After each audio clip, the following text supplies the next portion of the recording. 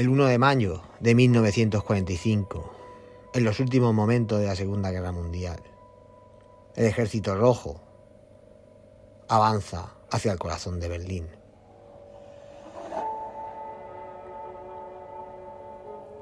Paralelamente, las fuerzas estadounidenses y británicas iniciaban el enorme trabajo de procesar a los miles de prisioneros alemanes capturados en la batalla de Nuremberg.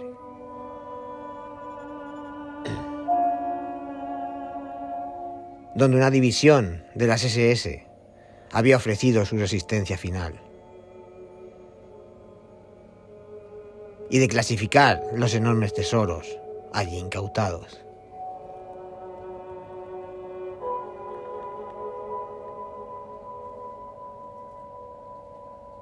Aquel día, el gran almirante de la Marina alemana, Karl Dönitz, transmitió un mensaje de radio al debilitado Reich, en el que comunicaba que Adolf Hitler había fallecido y que había muerto heroicamente liderando a sus hombres en la lucha contra las tropas soviéticas. Dönitz afirmó que Hitler lo había designado como su sucesor en su testamento final y que todo estaba, en esencia, bien.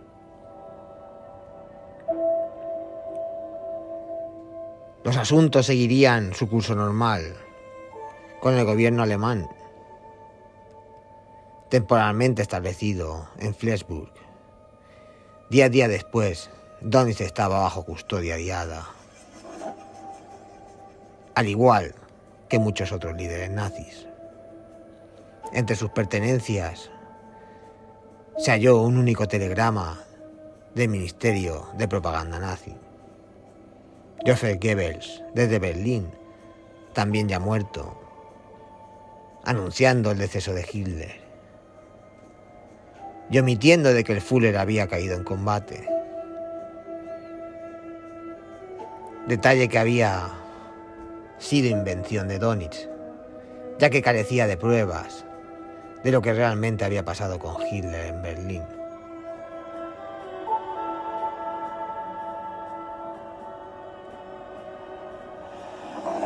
En pocos días, la guerra había concluido. El Tercer Reich había dejado de existir. Pero el hecho de que no se encontrara el cuerpo de Hitler inquietó a los aliados occidentales. Se esperaba que Hitler no desapareciera misteriosamente en la historia. Se suponía que debía ser juzgado o morir dejando un cadáver para su confirmación. Y es así como nace el mito acerca de la supervivencia de Hitler. Numerosas teorías conspirativas sobre su muerte, que aún perduran incluso, fueron avivadas en la publicación en 2015 de documentos secretos de la FBI, que contenían informes de que Hitler había huido de Alemania en un submarino y que se había refugiado en Argentina. El mito, al parecer, sigue vigente.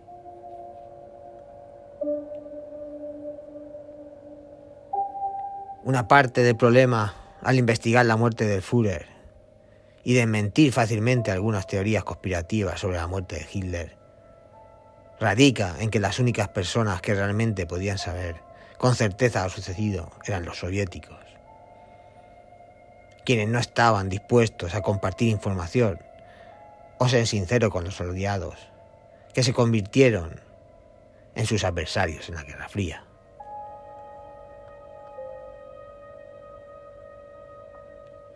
Desde el final de la Guerra de la Primavera de 1945 hasta la caída de la URSS en 1991, las autoridades soviéticas emitieron tantas declaraciones contradictorias y autoenvalidantes sobre la muerte de Hitler que algunas debieron ser desinformación intencionada.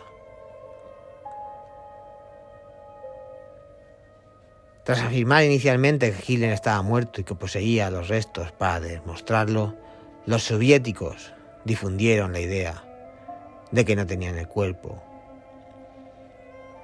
Y luego acusaron a los británicos de haber ayudado a Hitler y a Braun a escapar de Alemania. Posteriormente asegurándose de tener un fragmento de cráneo de Hitler, con un orificio de bala estratégicamente ubicado. Más tarde, décadas después, un análisis forense reveló que el fragmento pertenecía a una mujer.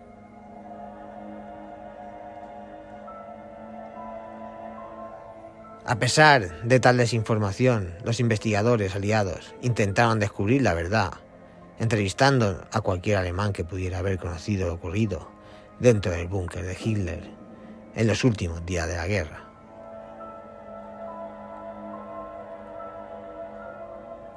Uno de los interrogados por los británicos fue el general de las SS, llamado Walter Spellberg, quien fue arrestado después de la guerra en Suecia. Según él, Heinrich Himmler había envenenado a Hitler, siguiendo su consejo.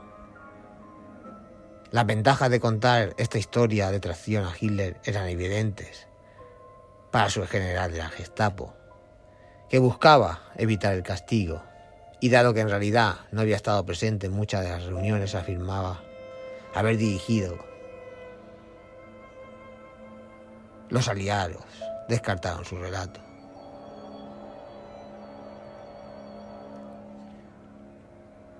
Otra informante fue una mujer que afirmó haber estado en el centro de una red de inteligencia alemana desde el interior del campo de concentración. Esta mujer, llamada Carmen Mori, juró que sabía de primera mano que Hitler y Eva Braun y otros vivían en Baviera bajo nombres falsos. También amenazó con suicidarse si los británicos no le hacían concesiones respecto a su trato y la dejaban ir. Resulta que Mori enfrentaba un juicio por crímenes de guerra en ese momento, acusada de ser una espía de la Gestapo, donde su información llevó al asesinato de otras 60 mujeres. Se quitó la vida en 1947 después de ser condenada a la horca por los británicos.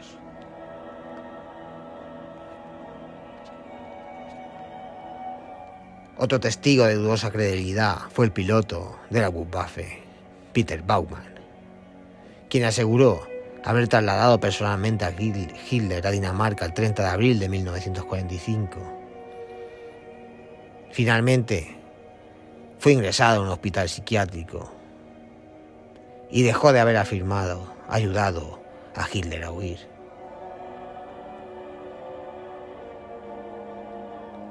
El informe británico sobre estos informantes, redactado por el historiador Hugh Trevor Rupert, concluyó que ninguno de ellos era fiable, incluido el de Dönitz, escribiendo que la razón es impotente contra el obstinado amor por la ficción.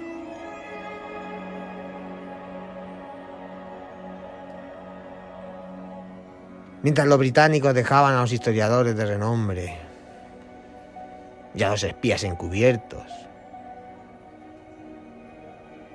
como Trevor Rupert, en la incertidumbre por conocer la verdad, los estadounidenses estaban, irónicamente, dando credibilidad a las teorías conspirativas sobre la muerte de Hitler, al afirmar que él y otros nazis destacados habían escapado. Los estadounidenses lo hicieron ayudando a prominentes nazis a huir.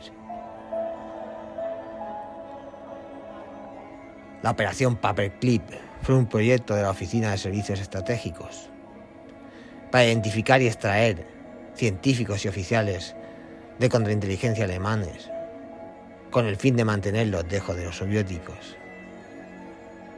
Estos alemanes, como Wernher von Braun, lideraron el programa espacial estadounidense y emplearon su experiencia como torturadores nazis para descubrir y frustrar la subversión comunista en el nuevo Estado de Alemania Occidental.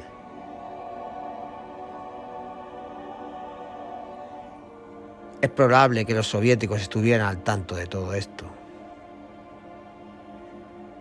lo que pudo haber motivado parte de su negativa a esclarecer los detalles que rodearon a la muerte de Hitler. Para sus enemigos de la Guerra Fría.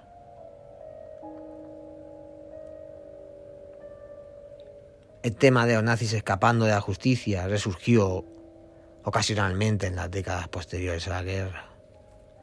Se sabía que algunos nazis, intransigentes como los oficiales de las SS,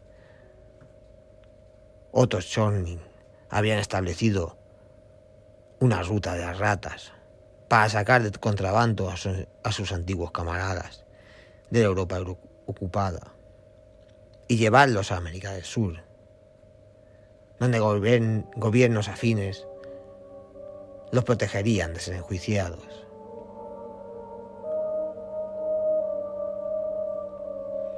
Con personajes tan destacados como el líder de las SS, Adolf Eichmann, y el infame médico de campo de concentración, Josef Mengele, saliendo de Alemania de esta manera, no parecía imposible que su líder también lo hubiera hecho, alimentando así numerosas teorías conspirativas sobre la muerte de Hitler.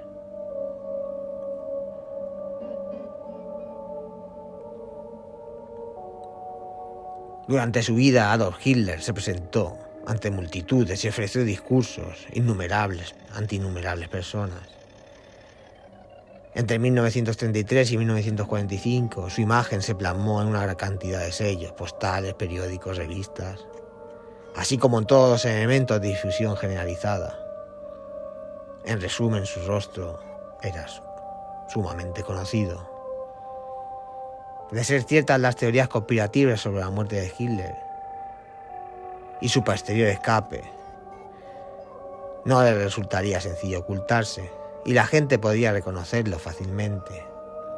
Por eso, cuando sugirieron informantes en todo el mundo, como un argentino residente en Los Ángeles en septiembre de 1945, quien aseguró haber visto a Hitler y su comitiva instalándose en sus nuevas viviendas a los pies de los Andes, el FBI decidió investigar.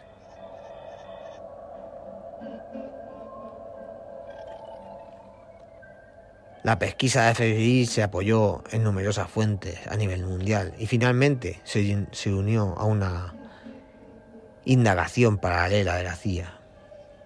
El esfuerzo de la CIA, que se extendió hacia principios de los años 60, incluyó un reporte de avistamientos de un miembro de las SS llamado Philipp Citroën, quien afirmó haber estado en contacto regular con Hitler en Colombia,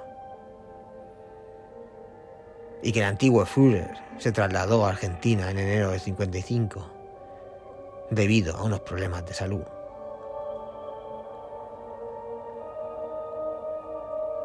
El informe de la CIA sobre las afirmaciones de Citroën incluso contenía una fotografía en el microfilm que supuestamente mostraba a Citroën junto a Hitler en Sudamérica.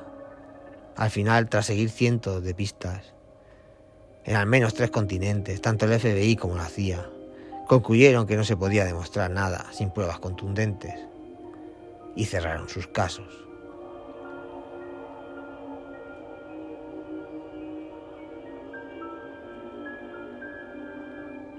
La búsqueda de la FBI y de la CIA por el escurridizo Adolf Hitler pudo haber concluido sin resultados contundentes, pero la idea de que el hombre más perseguido de la historia pudo haber simulado su muerte y huido era demasiado atrayente como para no integrarse en la cultura de diversas formas.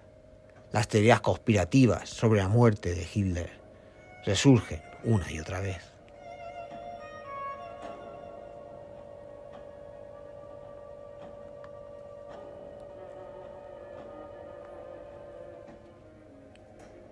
En un libro de 2011 de autores británicos, Simon y Gerard, titulado El escape de Adolf Hitler, pretendía ser un análisis basado en hechos, en una biografía de la familia de Hitler en la posguerra, Adolf y Eva y su hija Úrsula. El libro fue duramente criticado por los historiadores destacados, quienes lo tildaron de basura al ser publicado.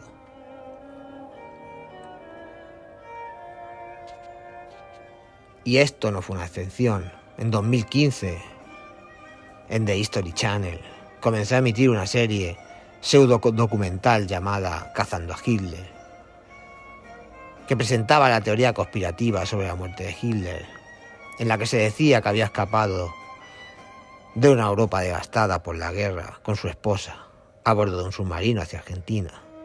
Los guionistas del programa, al parecer sin tener fácil acceso a un mapa del mundo, afirmaron que el submarino hizo una breve parada en Madagascar, en su ruta hacia Buenos Aires.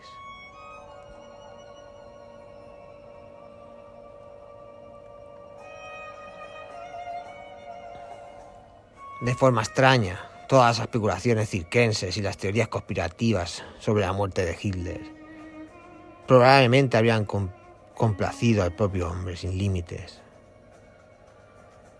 Según declaraciones de personas que estuvieron presentes en el búnker, al final, muchas de ellas hablaron confidencialmente con el investigador de la Segunda Guerra Mundial y el autor del bestseller David Irving, lo cual deja claro que Hitler tenía intenciones serias de desaparecer del mundo sin dejar rastro.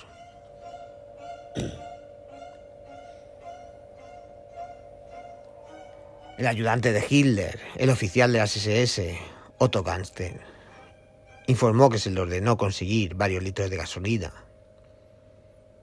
adecuada para incendiar los restos de 1 o 2 días antes del suicidio de Hitler.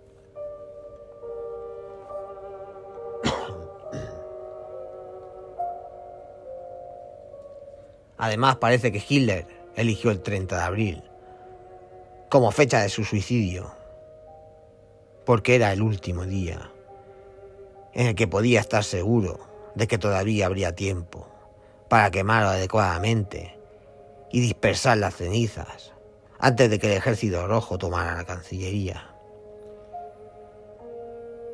Su preocupación parecía ser que nunca lo encontraran, ni a él ni rastros, para que pudieran servir a sus enemigos como trofeo. Curiosamente, tal drama fue predicho años antes de que sucediera por un documento entonces desconocido encargado por la Oficina de los Servicios Estratégicos. En 1943, la OSS pidió a psicólogos destacados que evaluaran lo que se sabía sobre Hitler a partir de sus declaraciones públicas y privadas, así como de los relatos anecdóticos de personas que lo habían conocido personalmente. El informe resultante profundiza un poco en cómo Hitler se veía a sí mismo en relación con su lugar en la historia, y luego ofrece una lista de desenlaces probables para cuando una lucha inevitablemente se volviera en contra de Alemania y la caída de Hitler se convirtiera en una certeza. Entre los 8 posibles finales que el equipo vio para Hitler, el resultado que calificaron con más probable decía lo siguiente: probablemente es cierto que tiene un temor exagerado a la muerte, pero siendo histérico, sin duda podría adoptar el papel de superhombre y llevar a cabo el acto. Con toda probabilidad, sin embargo, no sería un simple suicidio. Tiene demasiado sentido del drama para eso. Y dado que la inmortalidad es uno de sus motivos dominantes, podemos imaginar que montaría la escena de su muerte de la manera más dramática y efectivamente que se pudiera concebir. Él sabe cómo unir a la gente.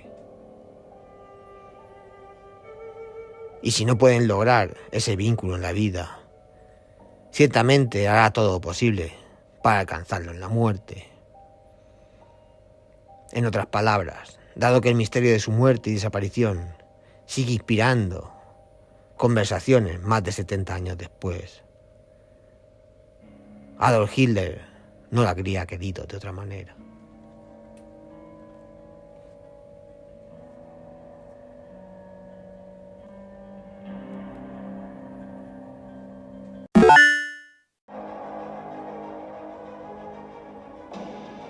Y con esto llegamos al final de nuestro programa de hoy.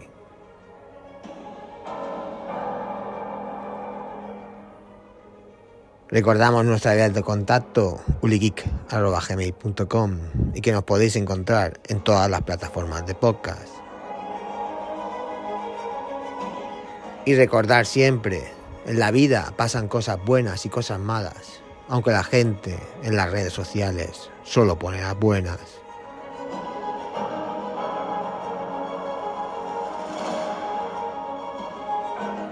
Hasta el próximo episodio.